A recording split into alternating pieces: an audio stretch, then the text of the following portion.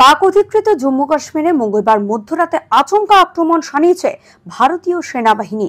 পরমাণু যুদ্ধের সম্ভাবনা নিয়ে তুমুল আলোচনায় মশগুল কাশ্মীর থেকে কন্যাকুমারী। আর তার মধ্যেই অন্য এক আক্রমণের আশঙ্কায় এবার বিক্ষোভে মুখর হলো সাধারণ মানুষের সমাজ। রাজ্যে প্রিপেড স্মার্ট মিটার নিয়ে ইতিউতি শুরু হওয়া সেই বিক্ষোভ এবার পৌঁছে গেল উত্তর 24 পরগনার বারাসাতে। বুধবার সকালে আচমকায় স্মার্ট মিটার বাতিলের দাবিতে পথ অবরোধ করলেন কয়েকশো মানুষ। বিক্ষোভের জেরে কাজের দিনে প্রায় ঘণ্টাখানেক অবরুদ্ধ হয়ে পড়ল 34 নম্বর জাতীয় সড়কের যশোর রোড।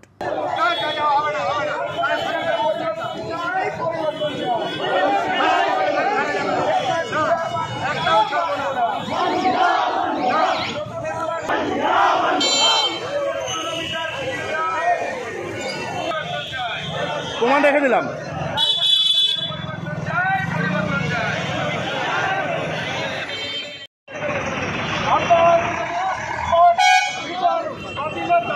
এই জামাল জামাল জামাল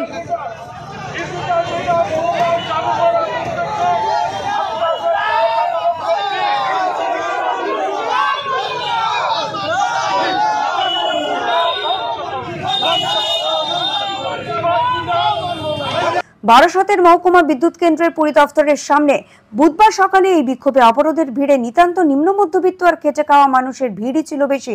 বারাসত পুরসভার 1 নম্বর ওয়ার্ডের এই বাসিন্দাদের একটাই দাবি, স্মার্ট মিটার বাতিল করে পুনরায় পোস্টপেড ডিজিটাল মিটার ফিরিয়ে আনতে হবে।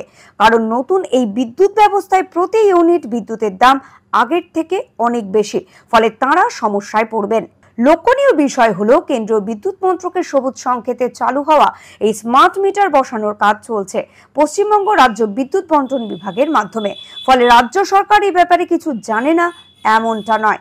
যদিও সাধারণ মানুষের এদিনের বিক্ষোভে হাজির ছিলেন বারাসাত পৌরসভার 1 নম্বর ওয়ার্ডের কাউন্সিলর।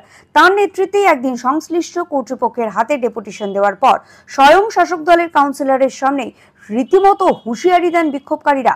অবিলম্বে স্মার্ট মিটার খুলে নেওয়া না হলে এরপরে তারা বিদ্যুৎ চুরির পথ বেছে নেবেন বলেই প্রকাশ্যে জানান। প্রায় ঘণ্টাখানেক অবরোধ আর বিক্ষোভের পর বারাসাত থানার পুলিশ এসে পরিস্থিতি নিয়ন্ত্রণে আনে।